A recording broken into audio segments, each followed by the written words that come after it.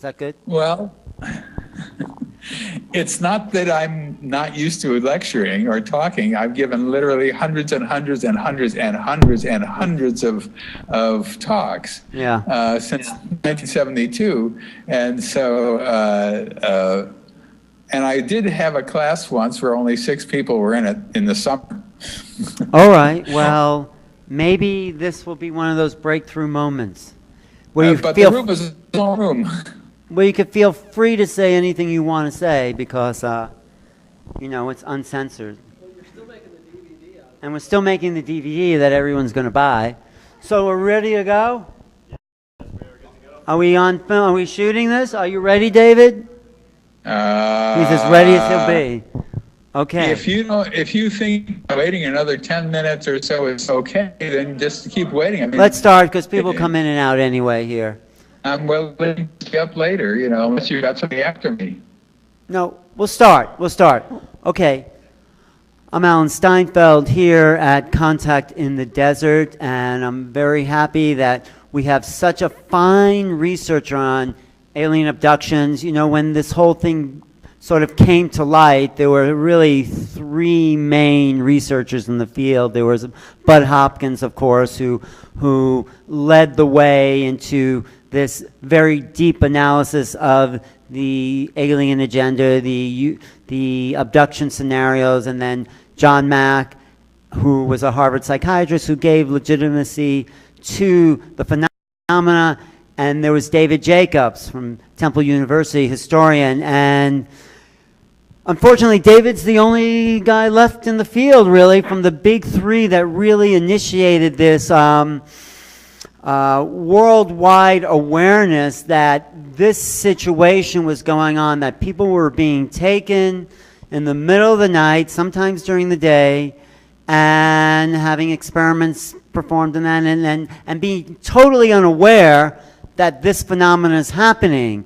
And as David will say, and I hope he will say, how large a percentage of the population is actually being abducted. It's really phenomenal. But why don't you just jump in, ladies and gentlemen, David Jacobs.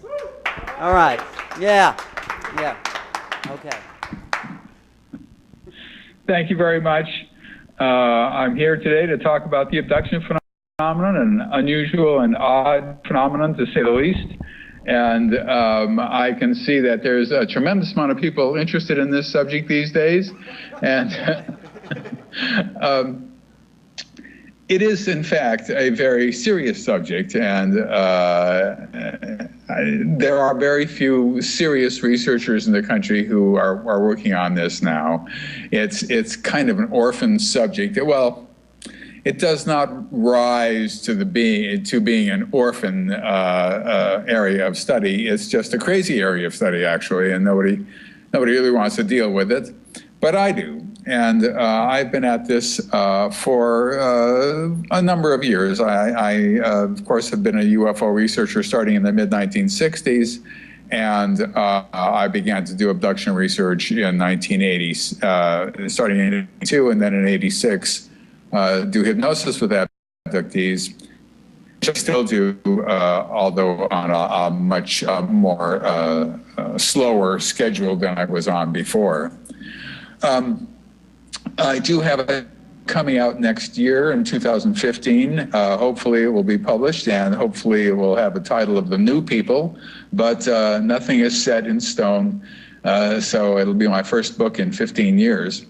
And what I'm going to do today is give you sort of a short synopsis of what the abduction phenomenon is about by using a PowerPoint presentation. And to your infinite fortune, you will only be able to see a small size of my head. So let me see if I can go to this, whoops, something like that, and press play. Okay, what you're seeing, but I'm seeing an audience, and I'm seeing moving forward in the abduction program. Now, one of the problems we've had is defining abductions. What exactly is an abduction? And what I've done is put together a kind of working definition that can be changed, but it's basically an alien-initiated interaction with humans wherein the alien controls the human both physically and cognitively in real time on Earth or on board a UFO. Now you will notice that this does not say that it has to do with just being on board a UFO. David, are you trying to share screens right now? I'm sorry, what was that? Are you trying to show slides right now? Yes, am I not showing slide? Can you go to the share screen option? Oh, The plus sign, the share screen? yeah, of course. Let me see what I can do here. Easy. I practiced this 100 times, and of course, that's what happens. Okay, are you seeing me? I'm still seeing you, but yeah, it's happening. Okay. How about now? Yep, you're sharing screens. Now just minimize the Skype window and bring up your slides. Can you see that?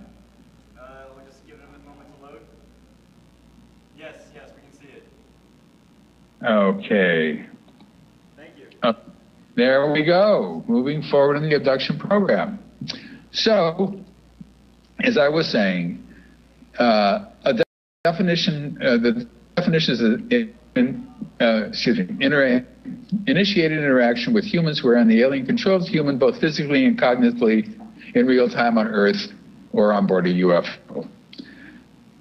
What this means is the word alien means everything that has to do with aliens. That is to say, hybrids, non-hybrids, in other words, real gray aliens, or insect-like ones, or reptilian-like ones. I'm not differentiating between any of those right now. And it doesn't necessarily mean that it has to be on a UFO. It can be on Earth. And it means that the alien controls the human, period, physically and mentally. And it also means real time, which, yes, it doesn't take place within 3 seconds, and people think it's 6 years or 5 days, whatever. Now, the first abduction we learned about was the Antonio Villas-Boas case in 1957 in Brazil. This was palmed off on unsuspecting UFO researchers as an illiterate Brazilian peasant who claimed to be taken on board a flying saucer by aliens. On board this flying saucer, he was given a tour of the flying saucer, but he also had physical procedures done to him. And then he was thrust into a room with a beautiful looking space person, and he felt unbelievably attracted to her, I would say, and nature took its course several times. In other words, there was a sexual contact between the two. But this is an illiterate Brazilian farmer telling us this, so not only was it embarrassing to the puritanical UFO researchers of the 1950s, but it was not believable on any level, except for the guy who actually investigated the case, who was in fact a physician and who said that this was a serious case. So, but most UFO researchers, although some like Jim and Carl Lorenzen had the Aerial Phenomena Research Organization, most of them felt it was nonsense. Jim and Carl felt there was some substance to it. It wasn't until about 1984 or 85 that we learned he wasn't an illiterate Brazilian peasant. He was a law student who eventually became an attorney and maintained the truthfulness of his adventure, so to speak, all the way until his death. He died as a young man.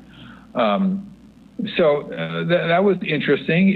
The case was not published until 1966 as in Flying Saucer Review in England.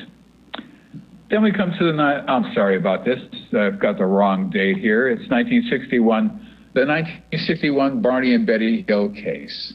Barney and Betty Hill were a couple who were coming down through the White Mountains in New Hampshire on their way back home to Portsmouth, New Hampshire. Late at night, they saw a UFO on the side of the road. They stopped the car, got out, got back in the car, decided that what they had seen had scared particularly Barney to death. And next thing he knew, he turned left on a road, a dirt road, and he sort of went into a slump. The car stopped. Gray aliens were waiting for him. They took him and Betty on board and performed a physical procedure on both of them. Barney had sperm taken from him, which was unbelievably embarrassing to him. And so embarrassing that if you can see this, the book they're holding up is The Interrupted Journey, a story of what happened to them. He had John Fuller, the author, take out the fact that sperm was taken from him because it was just too embarrassing. Betty had in fact what she called a pregnancy test taken of her. So the alien said it was a pregnancy test. That probably didn't happen, actually. That probably was not what was said to her. And it was our first example of confabulation that we can tell. And but they stuck a needle in her navel, and that was a so-called pregnancy test. We know what this needle in the navel test is all about. We have hundreds of cases of it. It's not a pregnancy test. The point here is that Barney, Betty, and Antonio Villas-Boas all reported some sort of a reproductive interest by beings in the very first two cases that ever came out. It has stayed that way until the present day. It stayed that way consistently and constantly all the way through. Now, abduction events start basically in traditional ways. If a person sees a UFO at close level and they're standing looking up at it, that object is there for a reason, and that person is there for a reason. This is not a random sighting. Obviously, if you're sitting in the stands of the Super Bowl and a UFO flies by, that's not going to be an abduction event. But if you're looking at a low-level sighting, treetop level or whatever it is, and this is an actual drawing by an abductee, this is his front yard, he was looking at it. Once again, this is almost invariably is an abduction case of any cases that are this close where a person is not abducted. That object is there for a reason, it's not random. Here is a car stoppage situation. Now, this is what people have told me over the years. They tell me, you know, I was driving and the wife was in the front seat and the two kids were in the back seat, and my wife pointed something out through their windshield, and they looked up there, and it was astounding. It was amazing. And they saw this UFO, and it flew from one side of the road to the other side of the road. And then it hovered over, an open field. It was astounding. It was unbelievable. And we pulled over to the side of the road to get a better look. And that car that flying saucer, whatever it was, that thing just took off at a fantastic rate of speed. And I heard this over and over and over and over again. And I began to wonder about this. Why are they always stopping on the side of the road to get a better look? Why don't they just drive slowly along while they're looking at it? It was odd. Then I began to do some investigation of this type of sighting.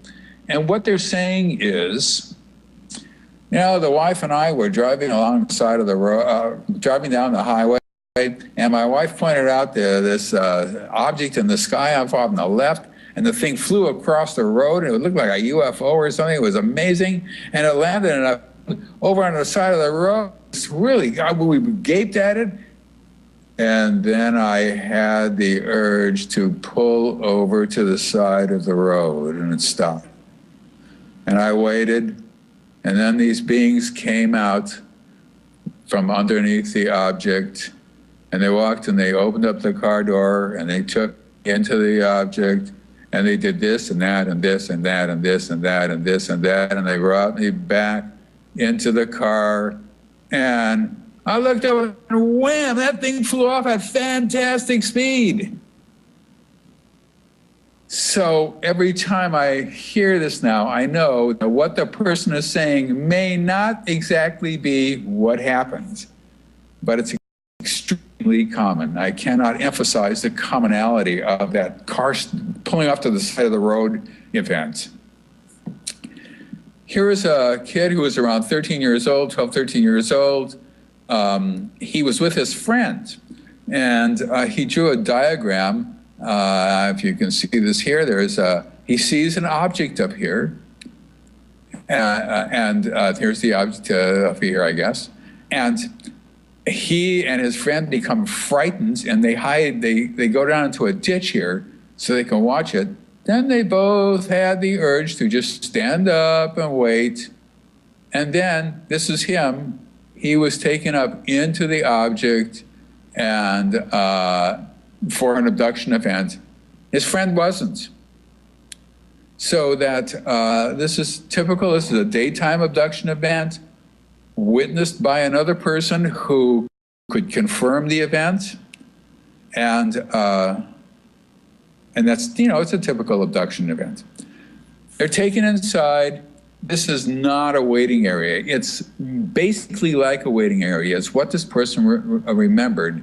Usually a waiting area has what you're looking at here is alcoves with benches in them. But usually the bench goes all around the room. And sometimes it's like this. Usually there are other people in there. People can see other people. By this time, they are completely and totally controlled. They are under physical and mental control by the aliens. They can't run. They can't yell, scream, punch, kick. They can't do anything like that, although every once in a while, one person will do something like that. It breaks away in some way. But most of 90% of the time, 99% of the time, they're just zombies. That's their word that they use. They see other people sitting over there or walking down a hallway and towards them, and they say, that person looks like a zombie. I hear that all the time. And you know that the person who's sitting opposite them is looking at the person who I'm working with and thinking, oh, she looks like a zombie. Everybody looks like a zombie on board. Here's where they take their clothes off, and here's where they wait to be processed, so to speak, if I can use that word.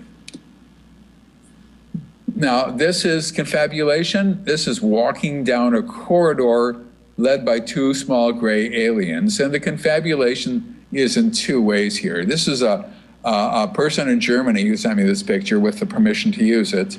The heads are not right here, as you can see. And they have necklines, maybe, maybe not. But it's the dark clothes that is usually, it's not happen, doesn't happen. But they're walking down a curved hallway, you'll notice. Sometimes there are windows where they can see inside of other rooms. Most of the time there aren't. This is confabulation. Square door. That is not something that the aliens have invented yet. There is no square door, usually. Now here's a diagram of rooms and tables. Here's a woman who was brought in. She was brought in here, and she walked over here, and she got her clothes off. And they took her into a room here, and then, well, I'm not sure exactly what happened, but they took her in here perhaps first. There was a baby there she had to hold. Then they took her out of the room, and I have another picture of what goes on in this room. And then they took her in this table. These are all tables, and these X's means that there's people on the tables. And this is her table right here. And people draw several of these kinds of things. Here's another one where he walked in through this room, and you can see this corridors, and he walked in here, and he walked in here, and here's a table, and there's a hallway there.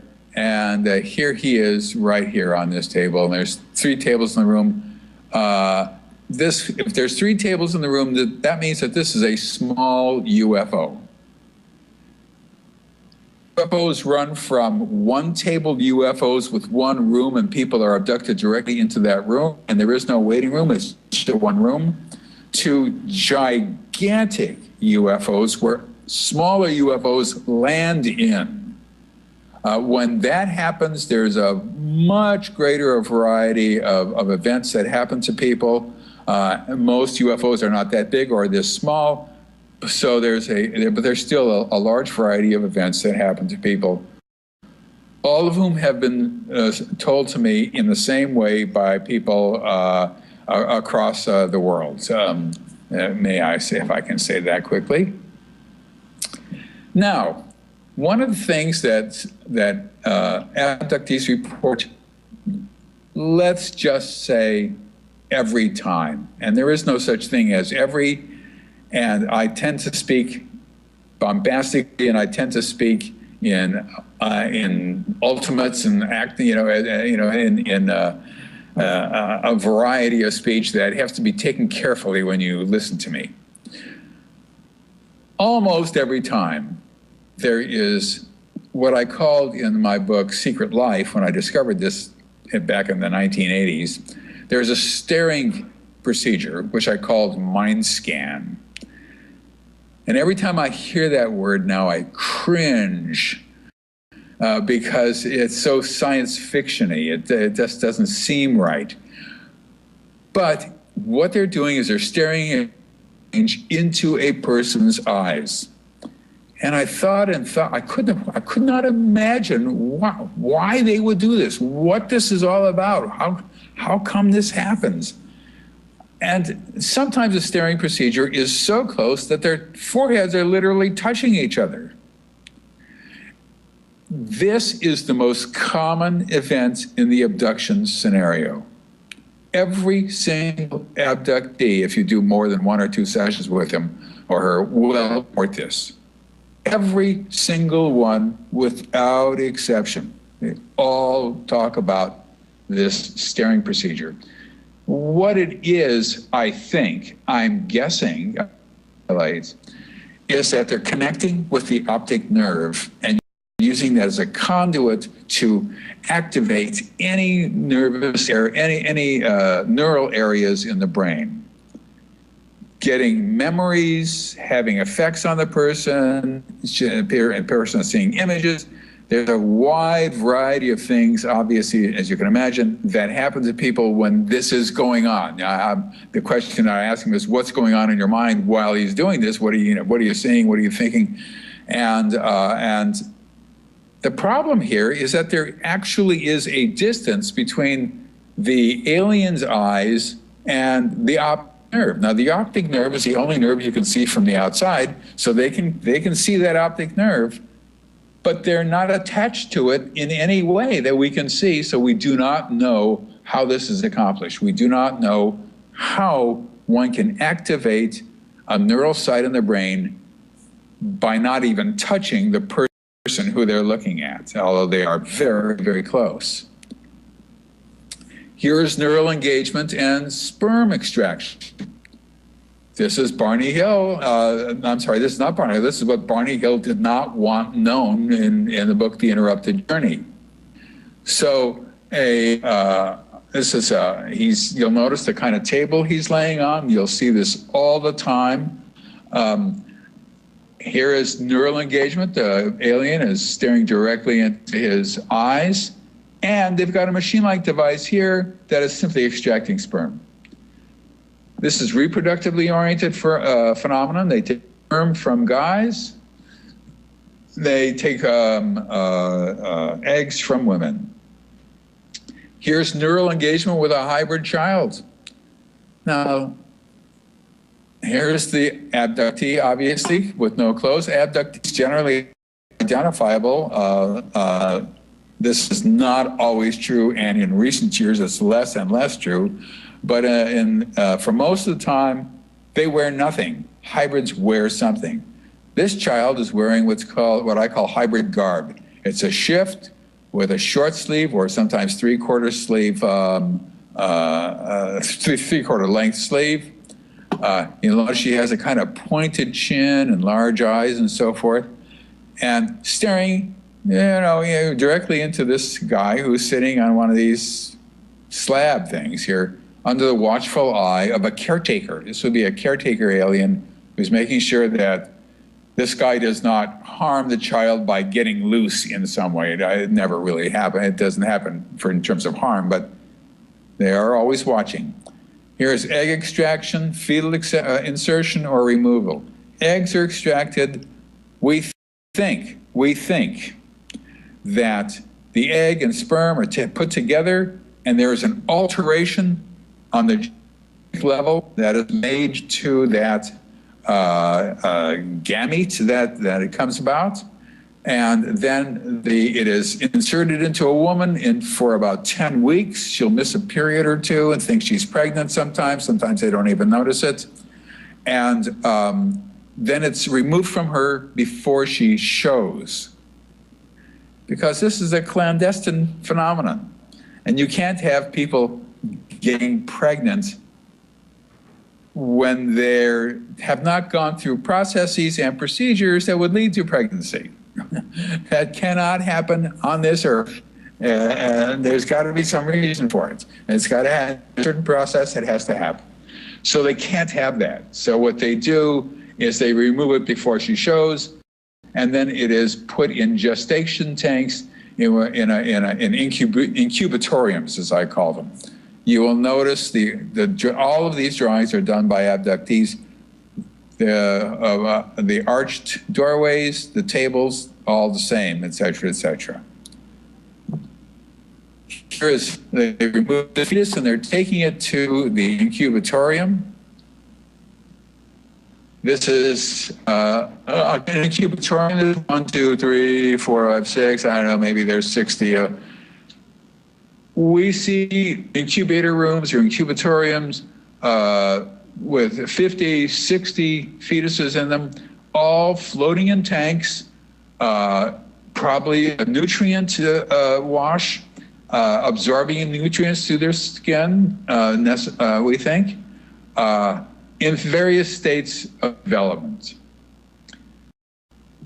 We've seen from 50 to 500 of these in rooms, in large scale. In other words, what we're looking at here is a program of growth, growing fetuses to be, well, there's a variety of things that they're doing, actually. It's much more complicated than most people know.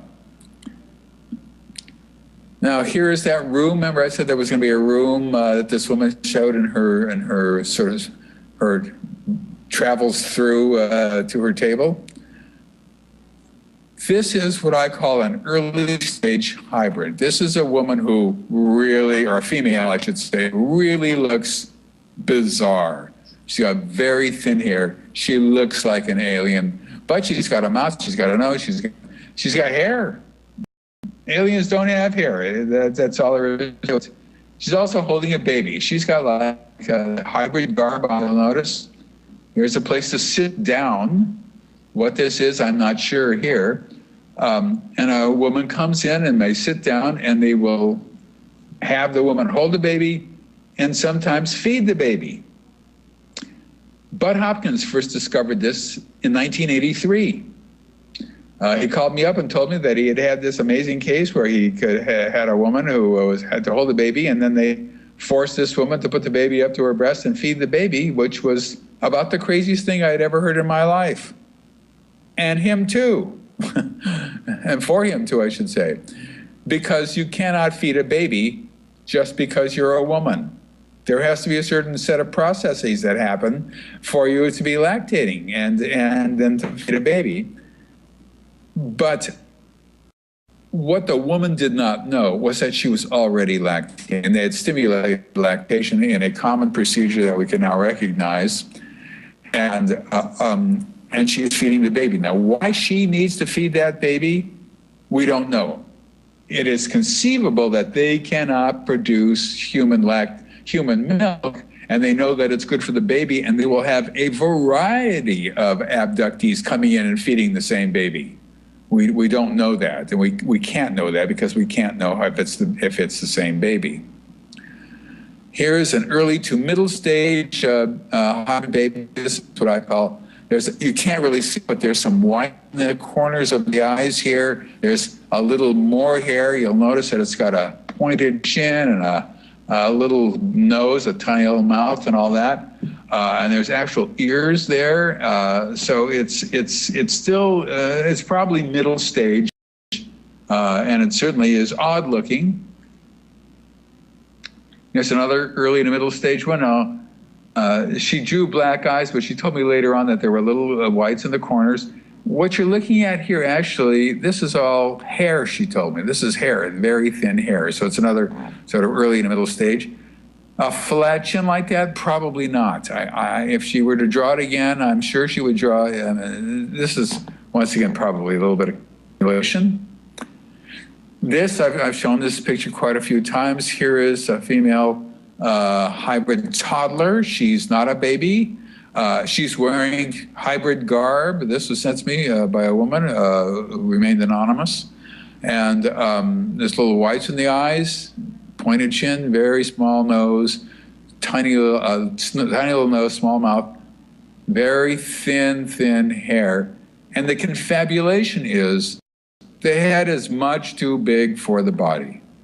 You can't have a head that big on the small body. But it's stark, and it gives you a real sense of what some of these beings look like early on. Now, here is a situation where what you have is an abductee who is here in the foreground. This is, she's not wearing any clothes, with hybrid toddlers or late stage toddlers. They have hair, they have whites in their eyes, but they're still hybrids. And they've got a toy. It's sort of this flat board toy. And if you touch the toy and do something with your mind with the toy, you can make lights flash on it, and make yourself feel good, and this and that, and they're all playing with it. You'll notice that the arch thing in the back. And we'll come back to this in a little bit, I hope, if I can remember. Here's another playing situation.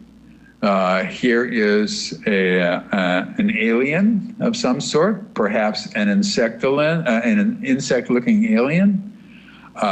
Here is a late-stage hybrid who has much more hair, looks human almost, who is wearing not hybrid garb necessarily, but she's got a regular pants on and a shirt on and so forth.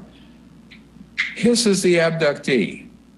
Now, she drew herself wearing this shirt. I'm not sure that happened. That's possible, but she got a doll, and they had her bring her doll and her milk bottle. These are hybrid children with real straggly hair, and they all have these dolls too, except the dolls are homemade, I guess, on board the object, and they're straggly dolls. They're really straggly. They all sort of look alike, and she's showing them how to feed the baby and how to rock the baby and how to sing to the baby and this and that. And they're, I would assume, learning it in some way, a very odd situation. They then gave her one of these flat board things, and she started to shake it. And then this one says, no, don't shake that, no. And then you can see the alarm on the child's face here when there's her doll. And they got her to stop very quickly. Why this happened, we don't know, but this is what was reported. Now, here is a human woman who is comforting a guy who's having sperm taken from him on a table. And what this human woman is doing is, she is an abductee. She has no clothes on. He has no clothes on, obviously. She's comforting him. This is the first time one of the first types of activity that I'd seen whereby a human was in fact working with, if you will, aliens to accomplish whatever tasks they need to have. This is an insect-like one, waiting for her, for an abductee to enter. This, oops, excuse me. And this is this woman here also, and there's a woman they're working on. She was working on another person as well. They're working on another person. Very interesting, I thought, that they're helping. They took this is the same guy who was on the table now. They took this guy into another room where there was a screen-like device. In this room, there's an alien sort of sitting here. There is on these bench type things, built into the wall usually. There is another abductee here surrounded by young hybrid children. There are two escorts or guards waiting here, gray aliens.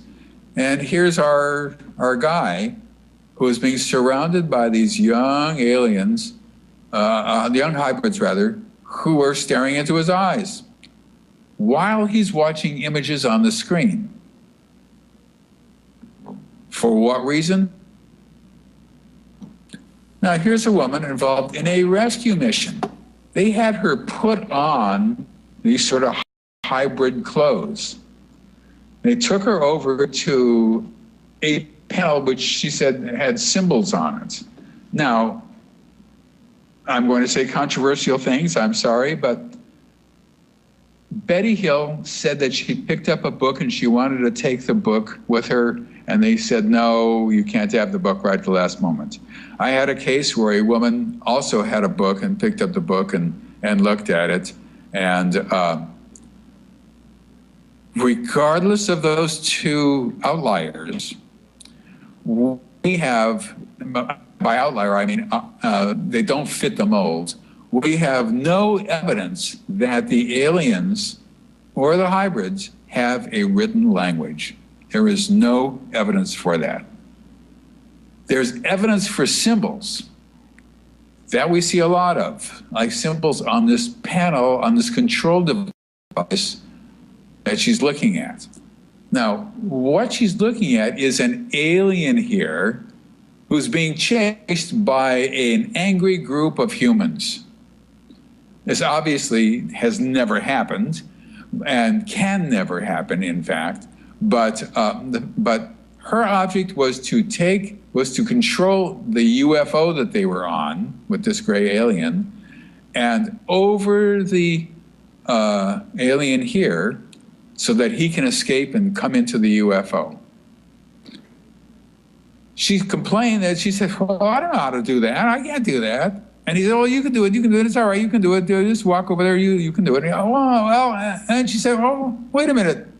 I think I can do that. And she puts her hands on the symbols, and yes, she can move. You get a sense of movement, as she said, and she moved this thing towards him, and sort of he was a little bit under it, and they said, okay, fine, you did really good. That's excellent. That's fine. And what she's doing is she's being trained to do something. She's being trained to operate a UFO. I'm not sure. Whatever it is, she's being trained to do something. I have a small but growing number of these cases of people being trained to fly UFOs, of all the darn things in the world. One would never even imagine something like that. And these people who are telling me this are not aware that other people have the same thing. So then you have sort of an odd and interesting and yet unexplainable phenomenon. Now, here he is, a middle stage hybrid. He has some hair. You see the whites in his eyes. He has a more human shaped face. He's wearing this sort of, I don't know, pullover or whatever. And he's pointing out this odd looking thing over here. And this is the abductee. What this is a street map of a town. And he's telling her, oh, you're going to be standing over here or over here, or wherever he's pointing to. And there's going to be people rushing down the road, and they're panicked. And you're going to just keep telling them, keep going, keep calm, don't worry, just keep moving this way, right to this, which is a UFO. This will be her job in the future.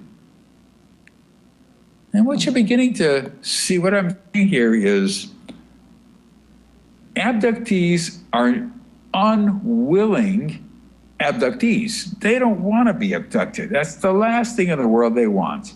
They want to lead a normal life. But in fact, there's far more to being an abductee than we had thought. That there's more going on here. I have to say, unhappily. Now, in 2003, let me go back to this so that in 2003, I heard something that I had never heard before. Guy comes into me, businessman in his 50s, successful, and he, in about his, I don't know, his fourth session with me, fifth, I can't remember exactly which, he suddenly remembered that he had a friend, a close friend, a really close friend. And I'm thinking to myself, well, okay, I got friends too. You know, I mean, this is his best friend. He's with this guy all the time. His name is Eric. He doesn't quite remember his last name, nor does he remember where Eric lives, where he comes from, what he does, or anything at all about Eric. But he's really a good friends with him for years and years. So we started looking into Eric, into his friend Eric. And his friend was a guy who was absolutely human in every kind of way, except for one way, one tiny little way.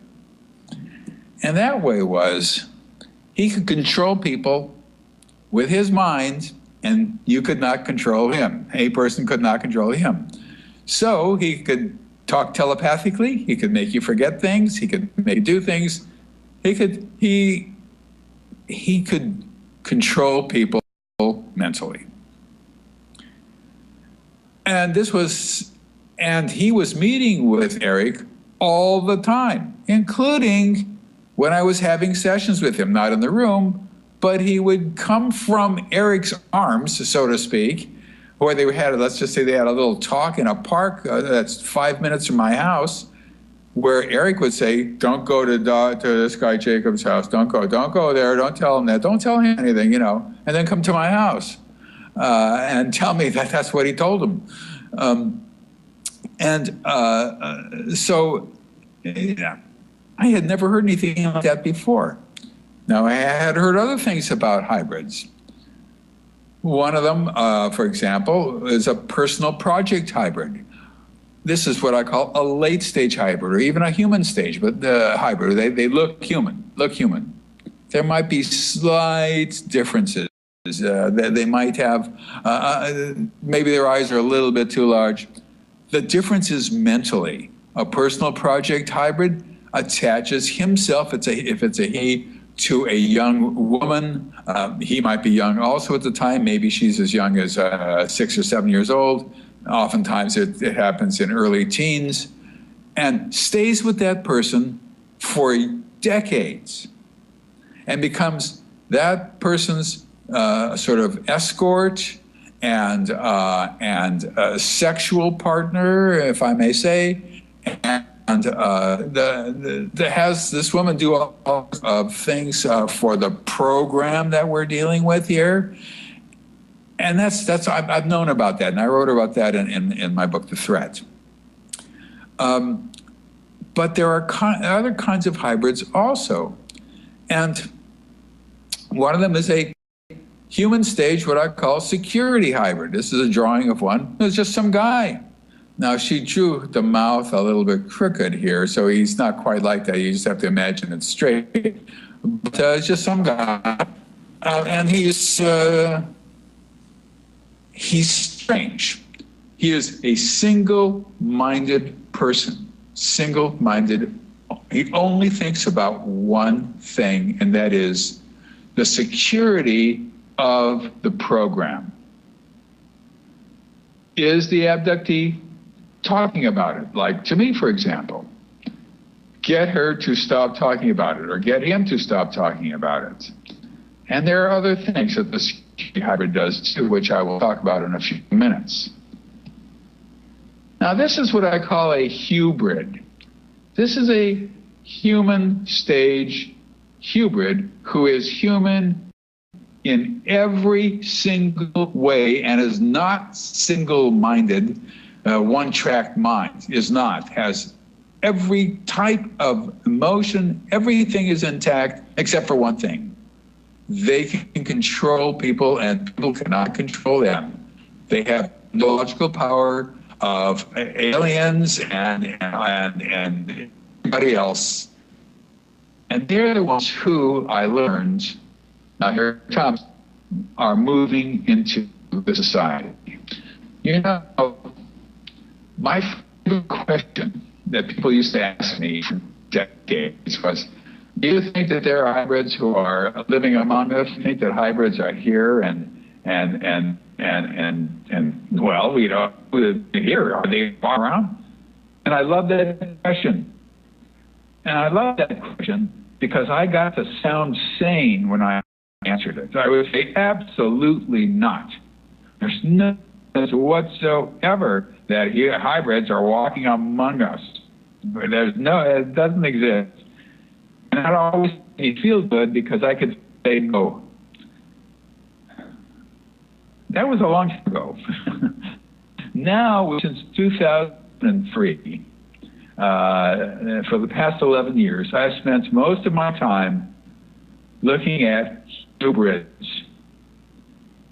These are human hybrids. I had to spell it H-U-B-R-I-D. There's another way of spelling it, which I won't go into, but if you figure it out, you can laugh. And they are beginning to move into the society with abductees' help, and with security hybrids' help, with personal project hybrids' help, and with aliens' help, and with insect-like ones' help. And well, this is the price. Hey, David, This is the product. David, the call's breaking up a little bit. I think we should just reset the call and to solve the audio issue. Is that okay? I'm sorry. You're going to have to say that again. You broke up so much I couldn't hear you. You're breaking up on your side too, so I'm thinking we'll just reset the call so the audio comes back in a clear fashion. Okay.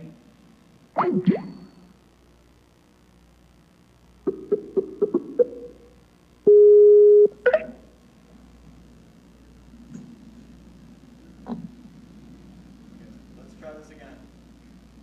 Share screen. Hang on a second. Yep. No, I'm doing it. Are we okay there? Yep, bring up the still image again. What's that? Perfect, you're good. Okay. We're back in business.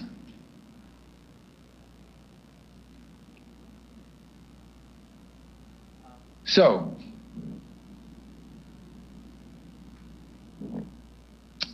now you'll notice how young this guy looks. The thing about hybrids is they do not know their age. They were not born. They don't have a birthday. They were taken out of a gestation tank. There is no such thing as a date. So there you can only approximate. They can, if you ask them their ages, of abductees ask them their ages, they'll say, well, I'm between the ages of 20 and 24, 23, something like that. They can approximate it, but you have to understand that they have they've never experienced a birthday. They have never experienced a birthday cake. They've never had a present. They don't know anything about that. Uh, um,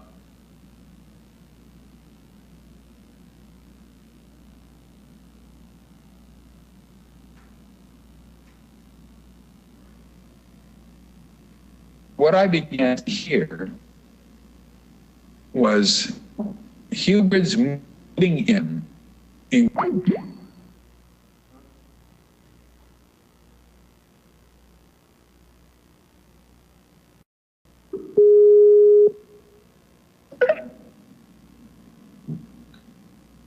I don't know what happened. I didn't touch it. Yeah, I did it from my end. It's just cutting out again. I'm going to turn off the video on this side, but we'll still see you and we'll still hear you for the presentation. It sounded good there. Okay, let's go to share screen again. Should I go to share screen? Share screen, Yeah, share screen. Yep. Okay, here we go. Here we go. Here we go. Here we go. And I want to go back here. Okay. So yeah, Now I can't. back to the hybrids. There we go. Perfect. Okay, now I cannot see. There's nobody looking at it. I can't see the audience, can't see anything. Like that. Turned off that video feed to help your connection. Oh, okay, okay, gotcha. So, what we're seeing is that they're moving in twos and threes, and they are moving into apartments. Now, in order to do that, they have to have advanced people come down who look human, who can look at the area that they might be living in, who can look for the stores and shops around that might help them, who can rent, or whatever they do to get an apartment, and then make that apartment available for people to come down and live in. And these advanced hybrids are a part of this ever-growing program of hybrids, or whatever, moving into the society. Now, the guy who has the friend Eric first told me this. When you hear something that goes along with moving into the society or living here, you wait for other people to say the same thing, obviously. It's not evidence until other people begin to talk about it. And other people began to talk about it.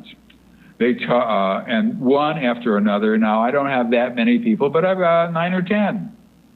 And they have all been dealing with hybrids.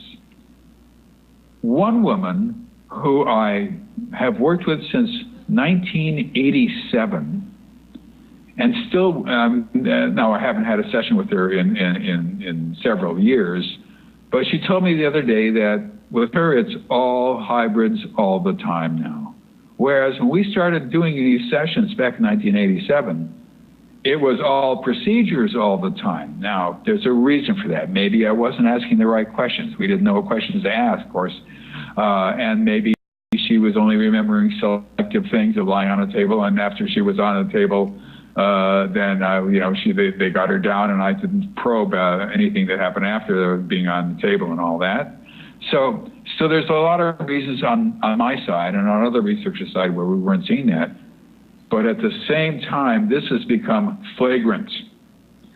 It's obviously happening. Now, they're moving into apartments. They're not buying their own homes, I think. In order to do that, they need abductees' help. They must have abductees' help. So abductees then show them, for example, what a bedroom is like. Now, some already know that because they've built model bedrooms on board some UFOs, but most don't know that. And so she has to show them what a pillow is and why you would use a pillow.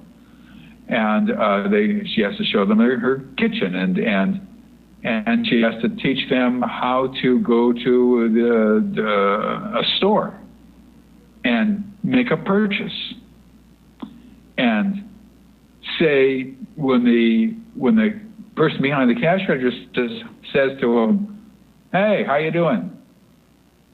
They can't just sit there and stare. They've got to respond.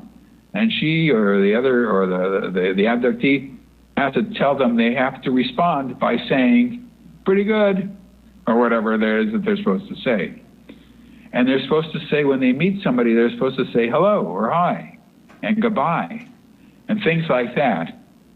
And we are now in a stage of looking at the abduction phenomenon, not from what they're doing on tables, but from the far more important phenomenon of how they're helping hybrids integrate into the society. And they look human. They are not in any way, shape, or form recognizable as they're not as odd even. They're not even odd. They're not even unusual looking. They are just straight average. Average people of average height. And I thought to myself, you know, if I've discovered this in my corner of southeastern Pennsylvania, it is happening everywhere. There's no possibility that I, among all researchers in the world, have stumbled on the one place in a global phenomenon where they have started to integrate into the society. That is not possible. So if I've found it here, it is everywhere. Here's a female hybrid. I just received this drawing about a month ago. She's wearing jewelry and she's got makeup on. She's got bangs in her hair, and the person who drew this told me that the bangs actually a little bit shorter than he had drawn. And she's got this sort of necklace on here, and she's wearing a dress and shoes and all the rest of that stuff. She is a hybrid, and she's on board the UFO. Here's this doorway, you know, the steps leading or something into it or whatever.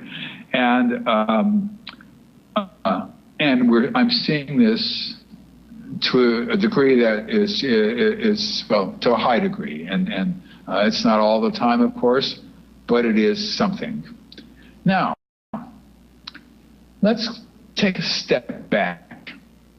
This insect one. This was drawn by Katerina Wilson, Kay Wilson, a wonderful abduction researcher and a wonderful person in all ways. And there's something about this insect-like one that is odd. And what's odd about it is it really looks alien. This does not look human in any way. Now, you could say, yeah, but see, he's got two eyes up here. Now, I don't know about these circles. Other people have not reported that. And he's got a head at the top of his body, and he's got a tube-shaped body and hair, and he's got two legs and two arms, and he's got hands and fingers or whatever these are. They have hands of some sort, so, and feet, knees, she drew. Now, when we take a look at life on Earth, life here, in terms of higher life, is all the same. I'm not talking about worms. I'm not talking about spiders or fish. I'm talking about mammals. I'm talking about reptiles. Whatever it is, most life on Earth, higher forms of life, have eyes at the top of their heads, heads on top of the body, mouth, nose, ears, attached to the head, a tubular body, two arms, two legs, two hands, 2 feet, you don't need any more, two eyes only. And that's the way nature made all of the higher forms of life on Earth. Now, there are certain exceptions. The octopus, it's a very intelligent sea animal. He's adapted to his environment. But for animals, basically, who live on Earth, live on dry land, that's sort of the way they are. This is what you would expect to see in any form of alien life that is high-functioning and technologically adept, which obviously these beings are. These beings can get here from there. wherever there is. Now, what's interesting about what I just said is that we don't know where there is. And for debunkers out there, if this were psychological and people were just making it up, they would make up where these beings come from the planet of Vortex or whatever it is, you know, or from another dimension or another universe or whatever it is they come from and how they get here and the certain kind of propulsion, blah, blah, blah. But in fact, no one knows where they are from. I'm sorry for the Zeta Reticuli fans of the Pleiadians and all that. Nobody knows where they're from. And there's logical reasons for that. I won't go into all the logical reasons, but the logic is there, how this cannot be known. And consequently, these ones really, truly look alien. Now you have small grays. This is what confabulation, the person who wrote this said, well, they were armored. And the answer is no, they're not armored, but people say things that they think are true and not true before they do hypnosis usually. And then they realize, oh, they're not wearing armor. But you'll notice there's 2 eyes, there's nose, mouth. There's another one, you know, big, huge eyes, no hair in the head and nose, mouth. There's another one, big, huge eyes, head is a little misshapen here, but, and he's still too wide, but nose, mouth, and so forth. Here's another one, all the same. Here's another one, looks a little, the eyes are a little bit larger, but probably not a hybrid though, still a small gray. Nose and mouth. And here's another small gray alien, etc. These are all drawings, each one of these by a different person. I had them do this many, many, many years ago. Here's another one. These are all done in the 80s, I think, just late 80s, early 90s. Here's another one. It's a tall alien. It's supposed to be a small one. This one's, you know, same thing, though. It basically looks the same. Now, let me go back to something, and then we'll attack what you just saw. The question is, when did the abduction phenomenon begin? When did the program begin? Well, we think it began in the late 19th century. Bud Hopkins investigated a case from the 1920s. I investigated, Bud and I investigated cases from the 1930s, obviously from the 1940s and up. I looked at a letter once in the files of Jim and Carl Lorenzen's home in Tucson, Arizona, back in 1970. I guess it was 1971 or 72 when I was doing research for my doctoral dissertation. And the letter was from a guy who was an elderly guy, and he said that he thought that this organization would like to know about what happened to him when he was 11 years old, or thereabouts. His parents lived, and I can't remember the state, doesn't matter where, but they were going. His parents took him to visit his grandparents on a farm in the year 1917. And he was bored, they were talking, and so he went out in the back area, and he was fooling around. He went into a forested area, and as he walked through this, through the trees, he saw this large circular craft on the ground, which sort of stunned him in 1917. And then he noticed that there were small people who were staring at him. And then he turned around and he ran for his life, and they ran after him, and he ran home, and they didn't catch him. Now, what you're dealing with here is confabulation. Obviously, if this was a UFO and they were aliens, he's not going to run. It's not going to happen. And they're not going to run after him. That's not going to happen either. Not going to happen. This is obviously an abduction event. That's all. He remembered it sort of oddly. He remembered a little bit of it. That's an abduction event from 1917. And one time I investigated I took 3 generations of abductees, an elderly woman in her 80s, her daughter, and then granddaughter. And the elderly woman told me about her grandfather, or great-grandfather, who there was a family story about he found himself in a darkened tunnel somewhere, and he didn't know how he got there, and then he ran out, and he then fainted in a field, and when he opened up his eyes, a gigantic rabbit was staring into his eyes, was staring at him, he said. And this has been a sort of a family story that came down through the years.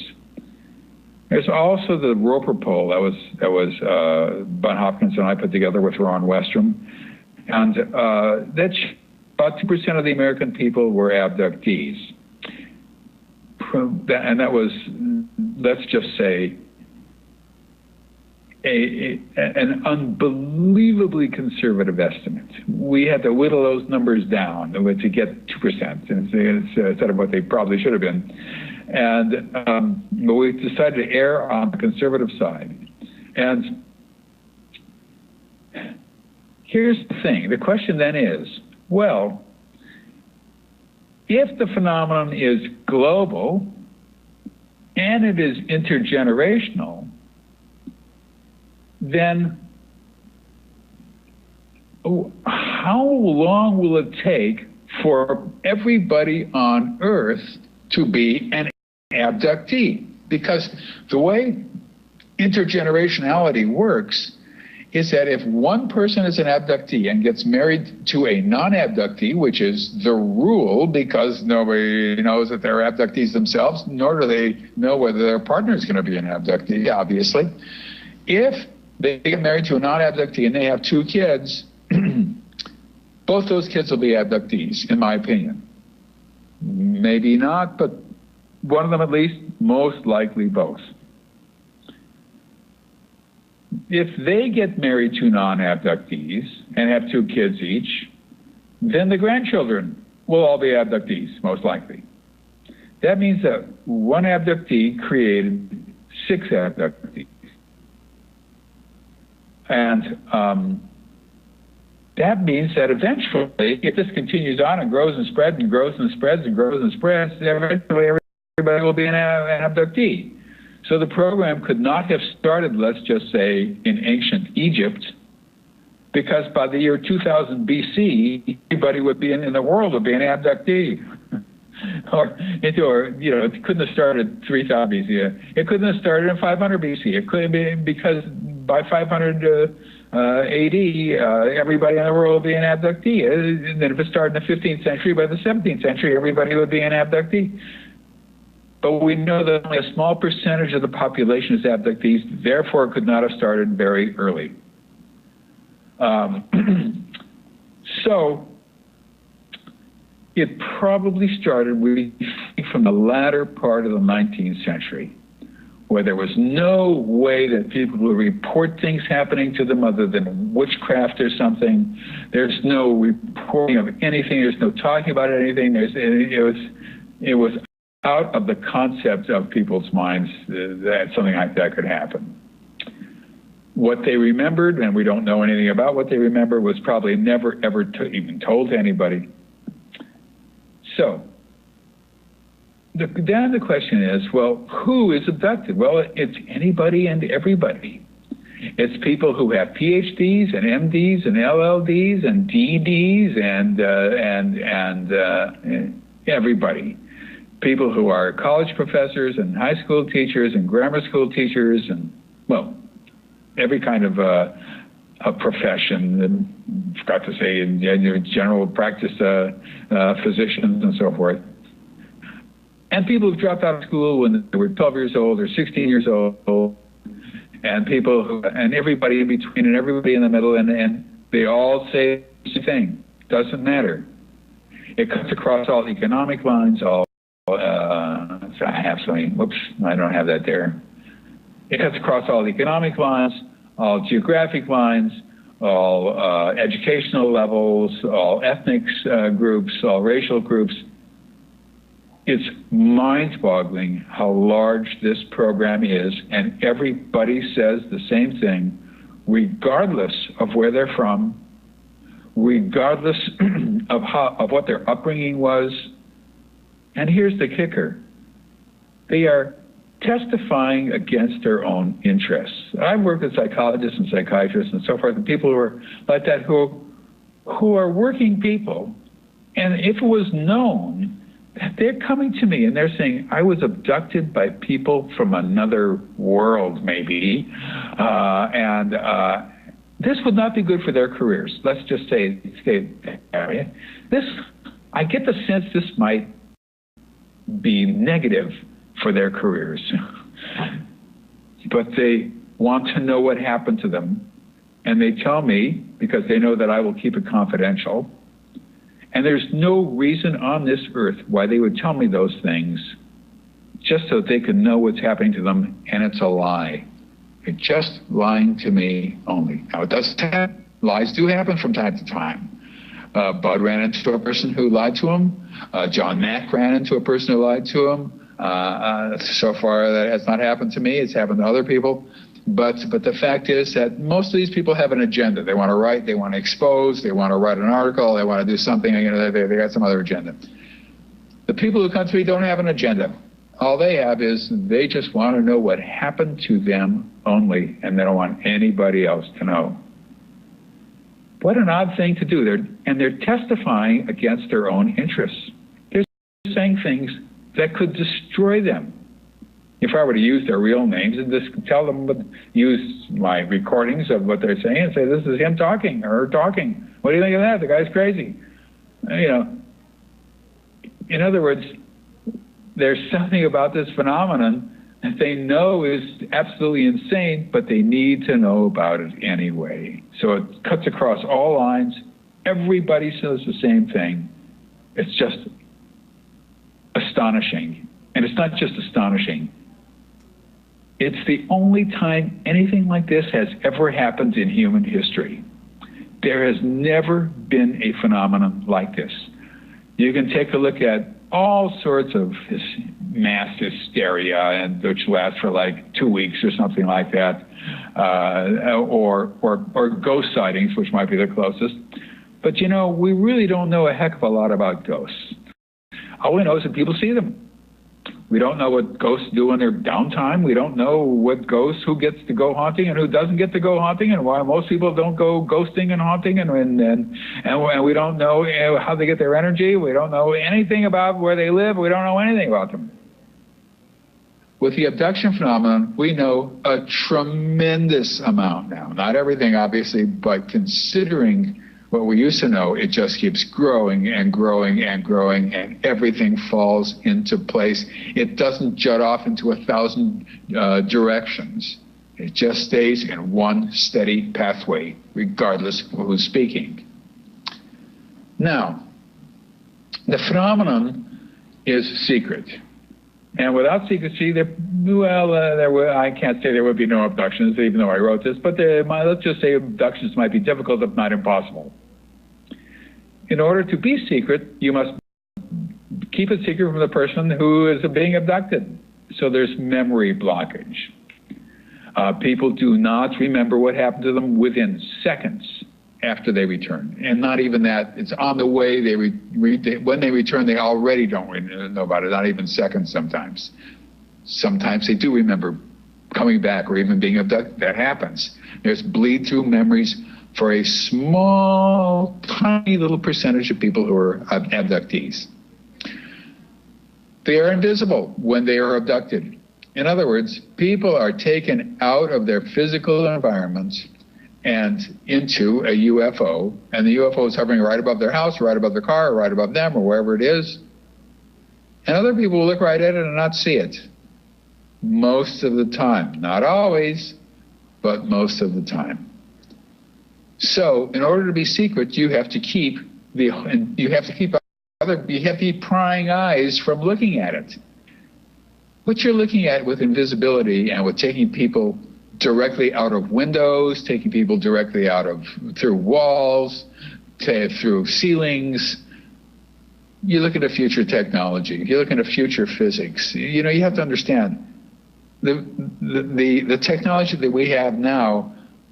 And I am constantly on a daily basis saying, wowee, gee whiz, oh my gosh, look at that. Technology is mind-boggling in terms of how rapidly it has advanced since the 1980s for all of us here. It's just staggering. Well, let's just say their technology is just 100 years in advance. Well, I'll tell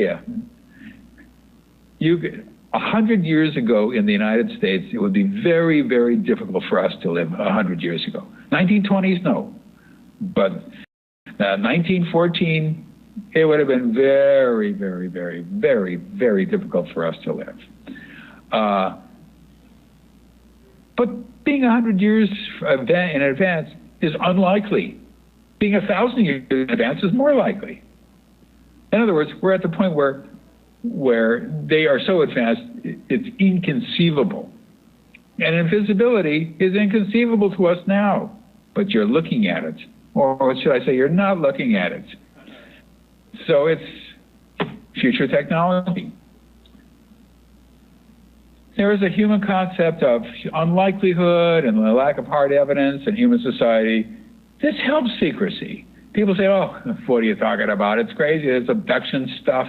That's nuts. It's not even unlikely, it's just nuts, it's crazy, you know.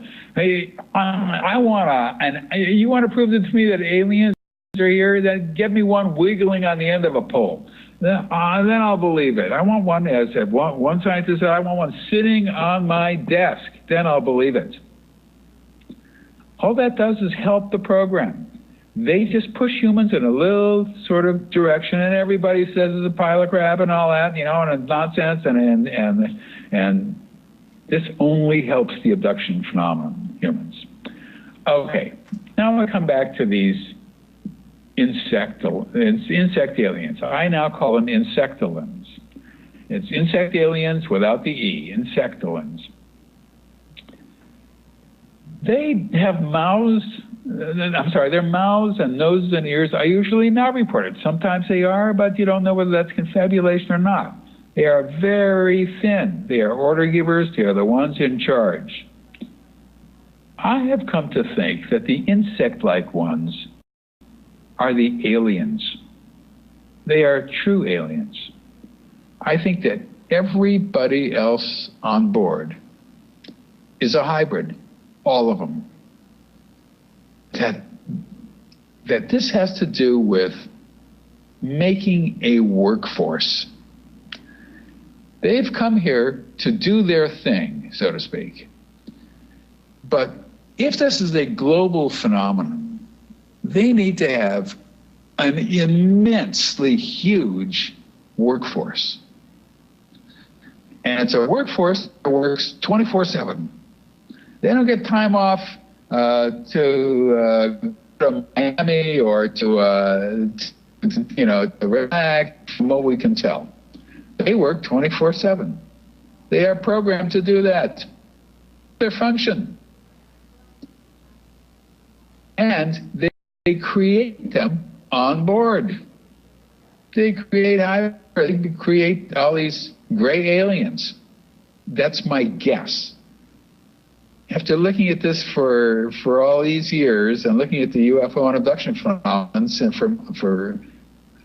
for almost my entire adult life, and I will be 72 in a couple of days, my sense is now that even the gray aliens have been created as part of the workforce to do what these insectolins want.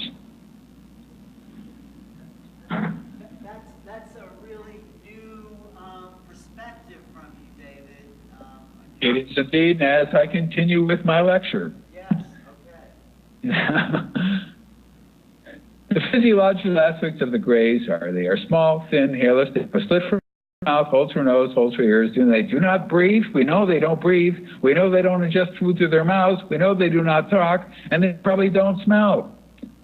Ears, I will grant, because if something falls over, they have to notice it.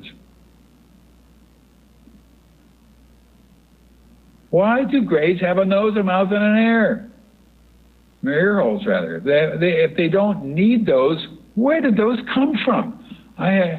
Thinking about that for years. Well, what? There's a mouth. There's no teeth.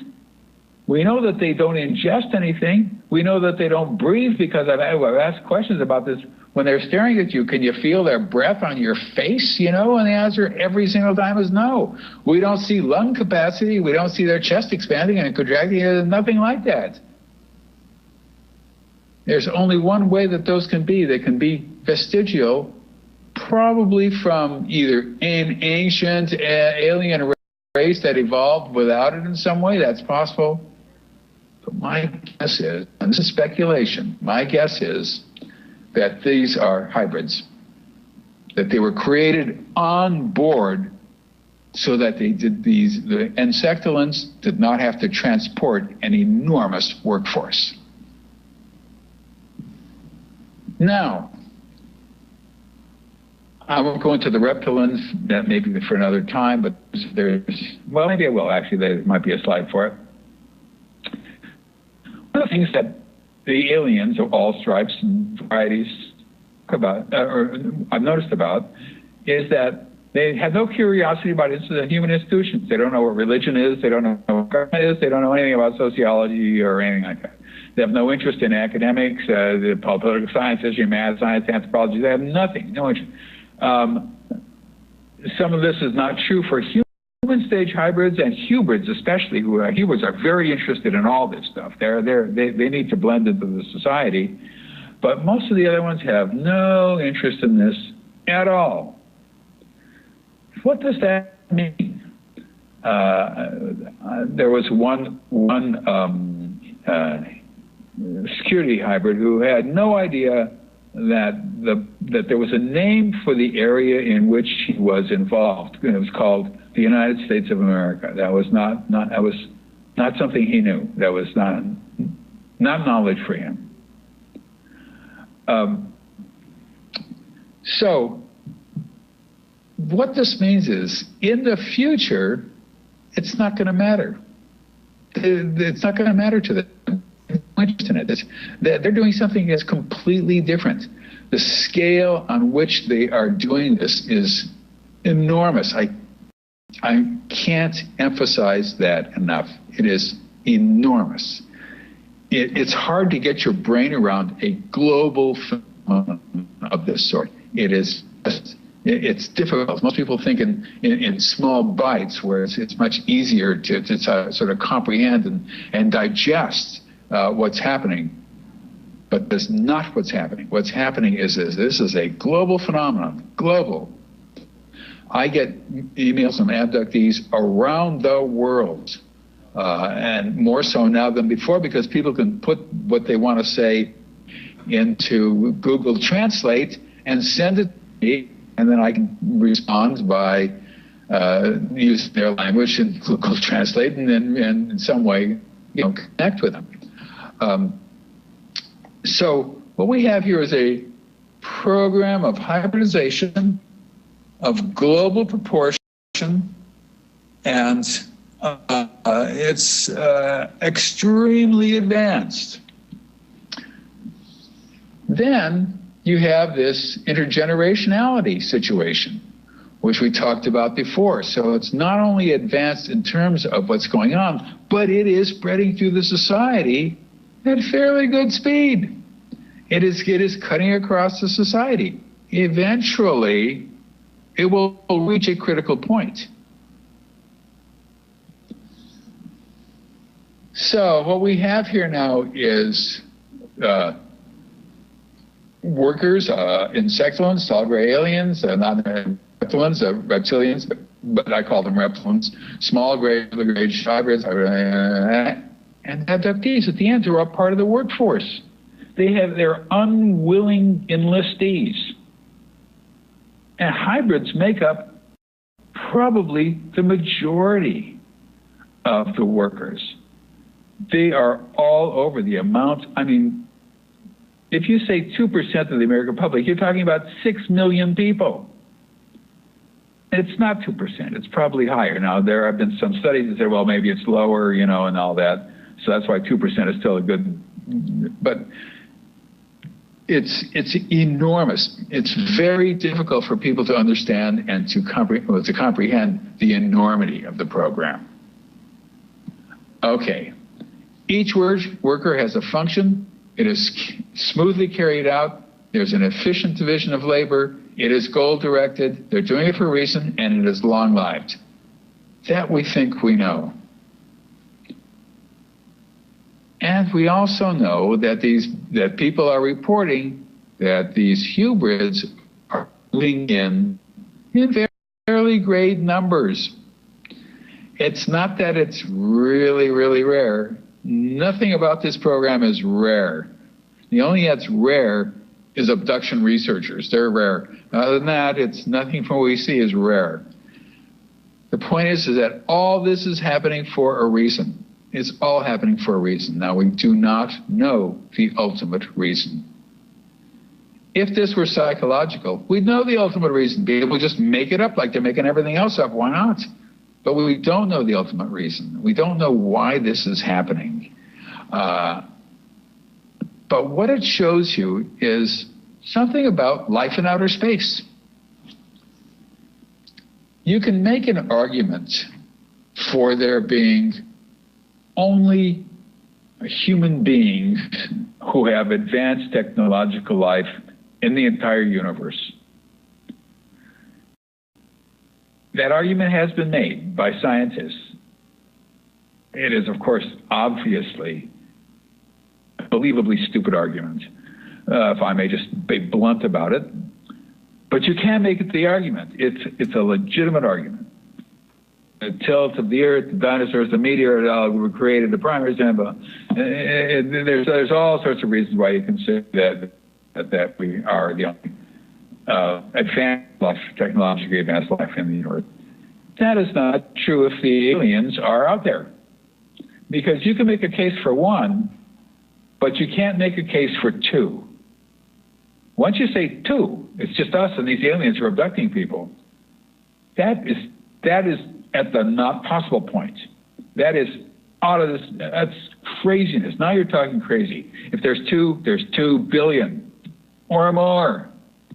If there's two, there's lots. Let's put it that way. Do not be too expansive on this. There's lots of them out there. So, what we have here is some interesting aspects. There are indications that they have done this before, and the indications are the reptilian-looking ones. They, as I said, everybody except the insectolins are probably hybrids. And it could be that these are hybrids from another hybridization program that they brought along as their original workers, as the first workers to help create the gray aliens. I don't know that. I'm guessing. That is speculation. Their program is very smooth. It has very few errors. It looks routine. Everyone has a function, and all these beings are hybridized for specific reasons, for specific functions.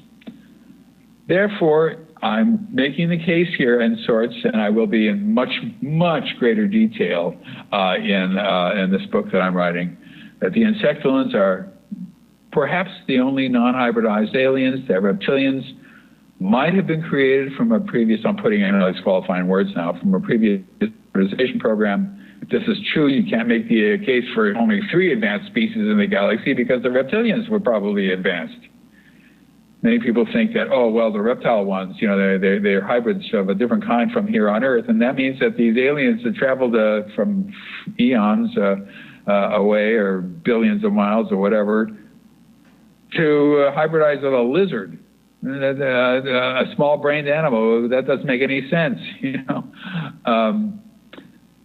Therefore, the galaxy is almost certainly teeming with life. Every single scientist now says that. Everybody, all scientists say this. Anybody who's an astrophysicist or a cosmologist, they all say that the possibility of our being the only life on in the universe or our galaxy is zero. It is zero. So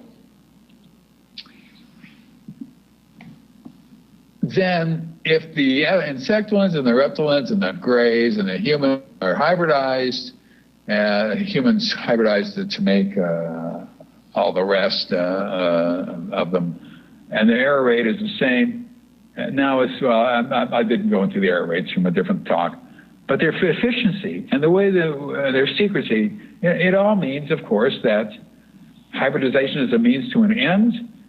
If so, it is, for at least one group, a routine way of taking over a planet, and it might be common in the galaxy, and it is happening to us. So, this program needs to be reevaluated. We have to take a much closer look at what the abduction phenomenon is all about. It is not something where they're just examining people or taking sperm and eggs. This is an extremely well thought out program. This is something that is not what we thought it was. And let's see what we have. Here's a hybrid who's eating soup with sticks. This is the only color picture I have of a hybrid, I'll have you know. And my final two slides. And that's it. Our final one slide.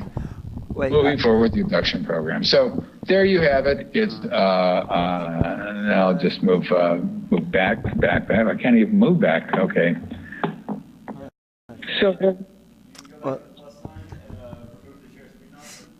if only I could find that plus sign. If only I could find it. If only I could find that plus sign. Yeah, I got it. Got it.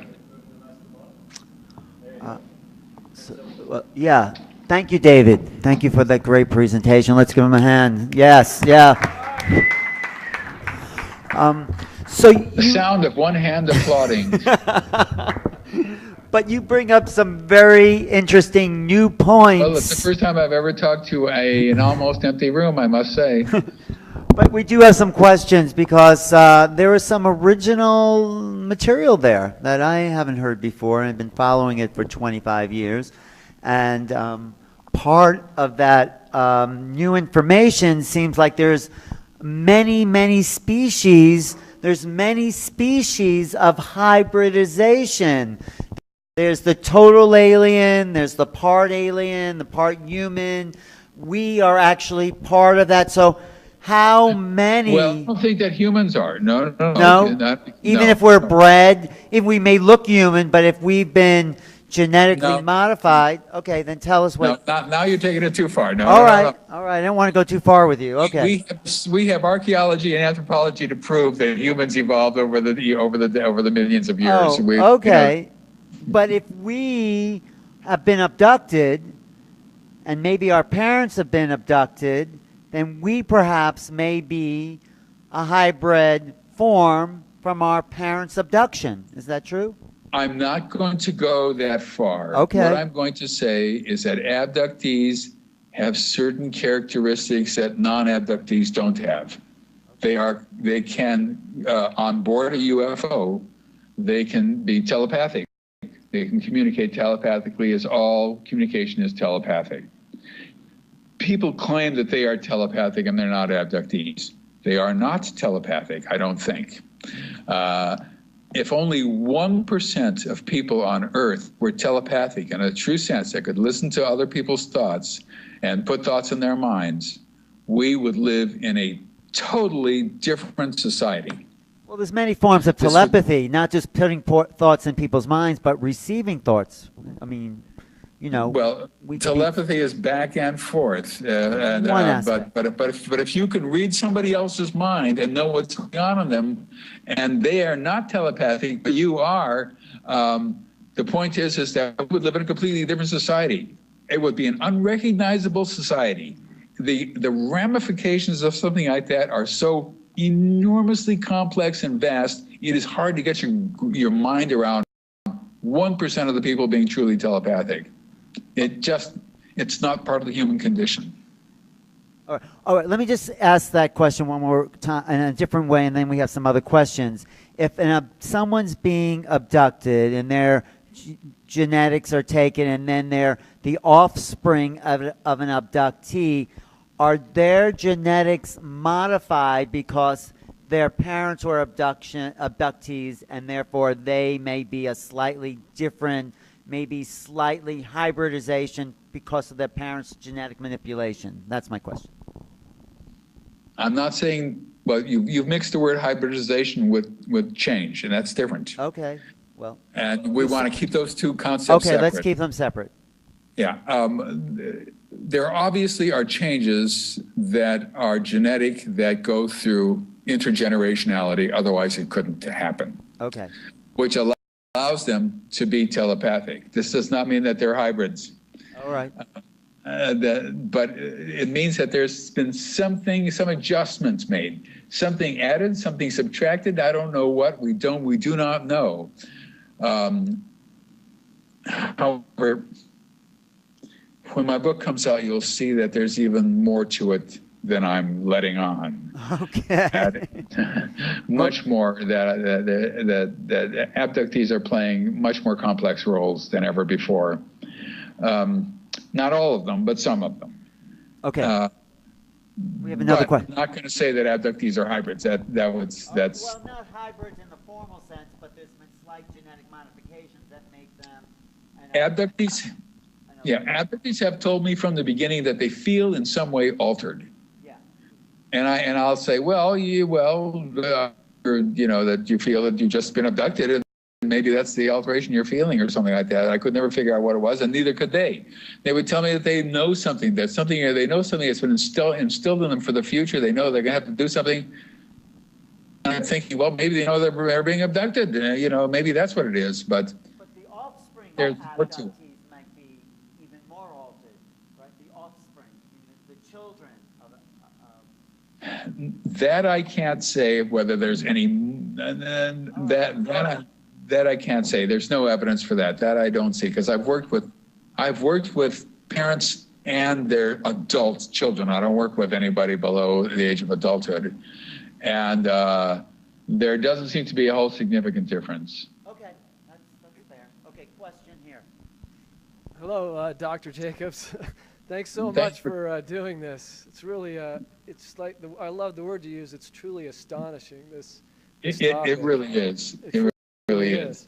And you may have just answered my first question there about, I wanted to know if you did any of your research on children. The one example you had was of the 13-year-old boy. No. When I first started out, and I was nobody knew what to expect in the abduction phenomenon when I first started out in 1986, and neither did Bud Hopkins really. And Bud was my closest friend for 30 years, and we learned together to a large extent what was going on. But a mother brought her 17-year-old son with me, and wanted me to do a regression with him. And I said, okay. This is a learning situation for me. Are you there?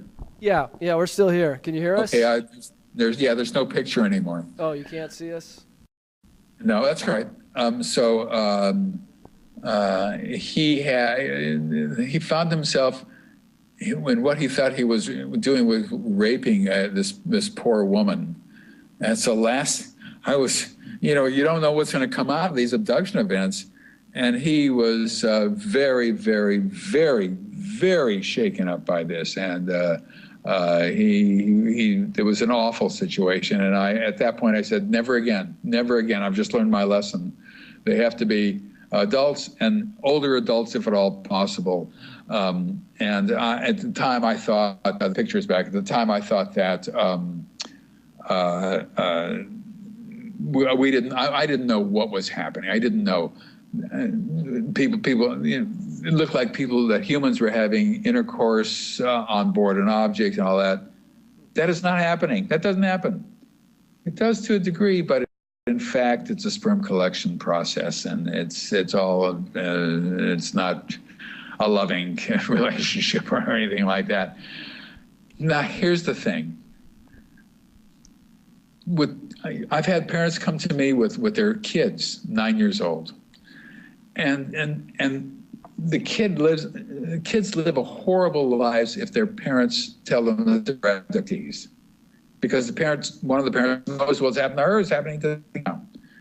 So this one little girl, for example, she was 9, and she told her classmates, in grammar school, that that she was, might be abducted by aliens. And the teasing was intense and never ending. After a year, they had to pull her out of school and put her somewhere else. The teasing was so strong. That happens to a lot of abductees early on, and they learn to keep what happened to themselves. They don't tell anybody, not their husbands, not their wives. They don't tell anybody. And yeah, they help keep the secrecy just to save themselves from having a horrible life. People think they're crazy, and not only do people think they're crazy, but if their husband or their wife finds out that they're having, and they may not believe that their husband or their wife is actually having these experiences, although they've heard about them, they've seen it on television, this and that, but it's not really happening. How can it possibly happen? It's ridiculous, it's not happening. And I love my wife and I love my husband. And one day the husband or the wife sees something. Then they can become frightened and they don't want to be around their husband or wife who's an abductee. Only bad things happen. You see what I mean? This is a not happy. Good. What's that? Well, it doesn't sound good. You can see lots of problems coming out of that phenomena. But the other aspect of this children question, one of the drawings that you showed, there was a little girl on board the UFO. Do a lot of the abductees report seeing children on board? Yes, thank you for asking that question, because I totally forgot to put that in the talk. I was going to say it and I forgot. The abduction phenomenon starts, I'm not going to say infancy, but people are abducted with their babies.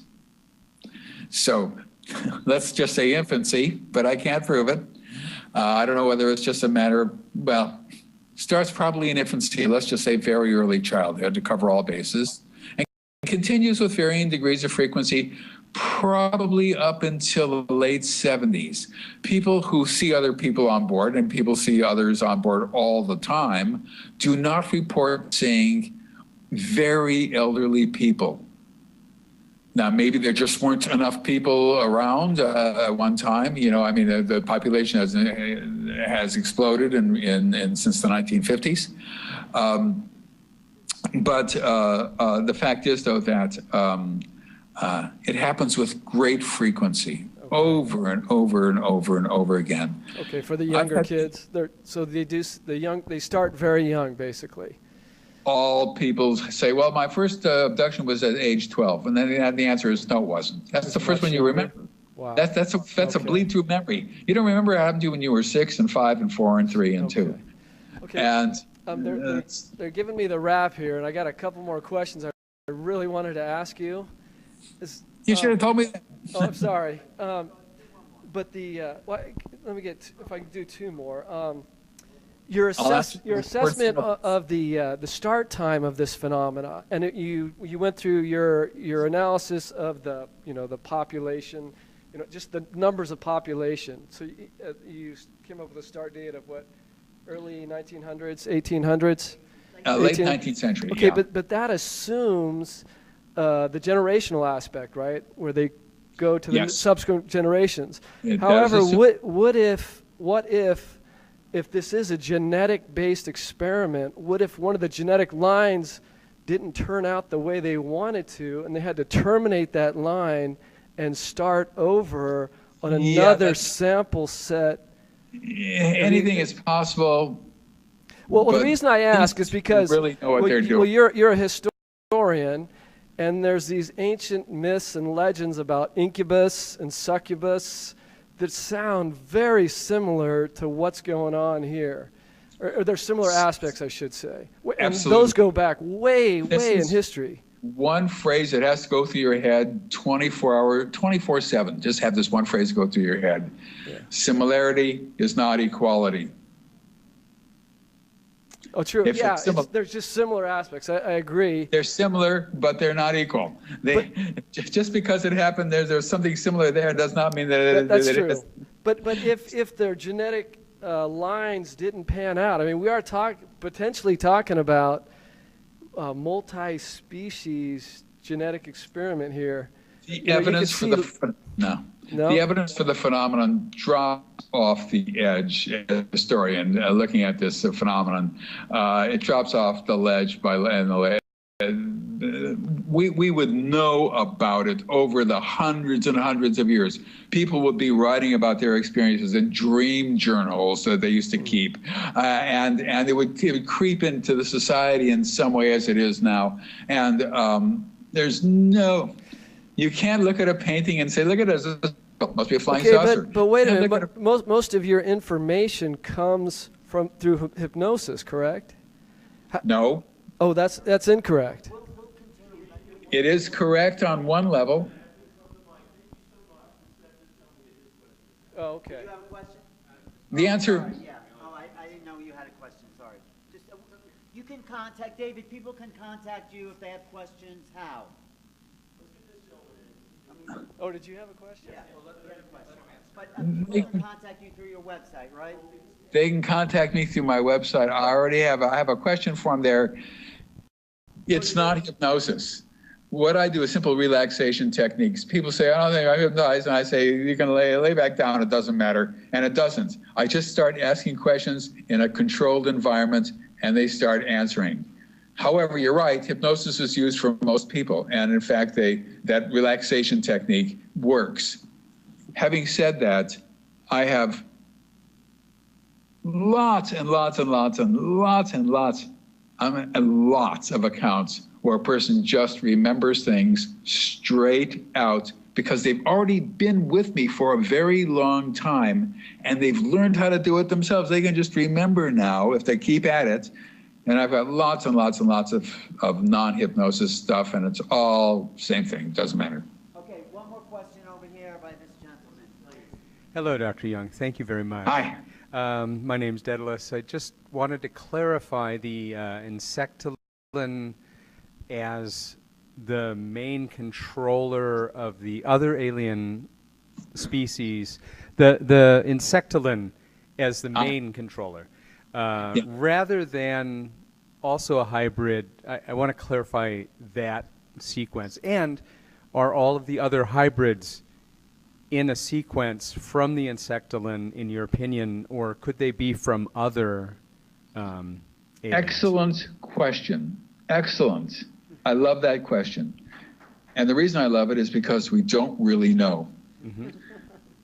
My guess is that it is part them and the use of human genetics for the nose and the mouth and all the rest of that stuff, because they're working with the material that's at hand.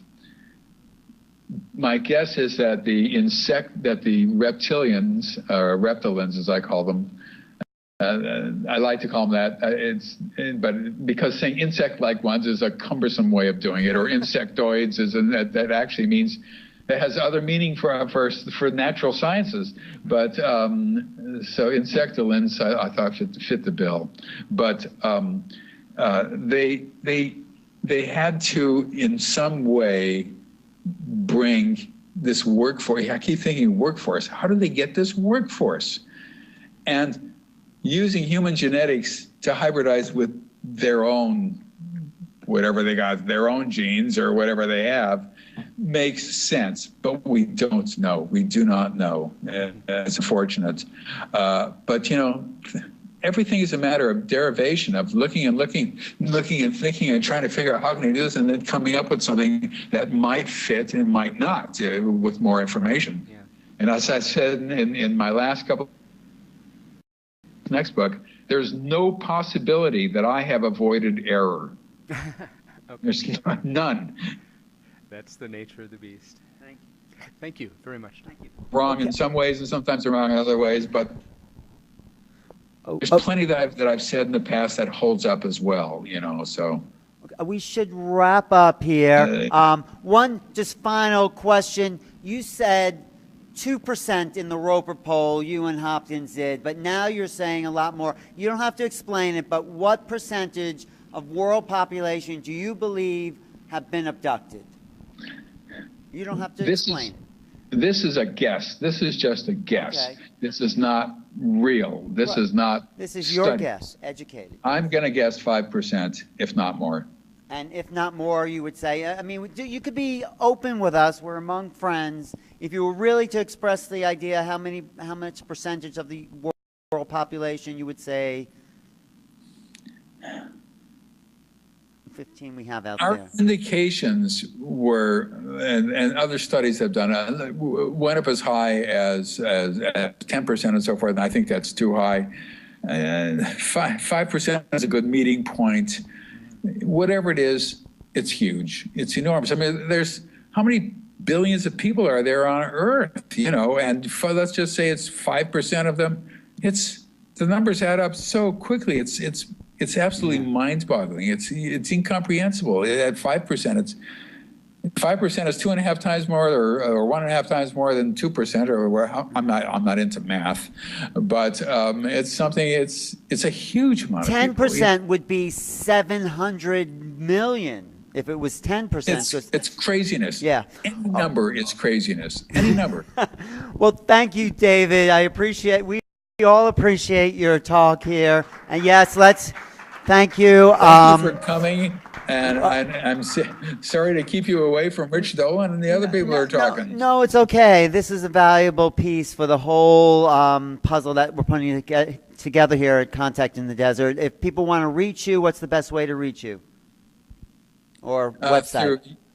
You can reach me through ufoabduction.com. There's no S on the end of abduction. It's just UFO abduction, www.ufoabduction.com. It's got, I'm the director of the International Center for Abduction Research. I have a staff of, I'm trying to count now, of 1, and it's me.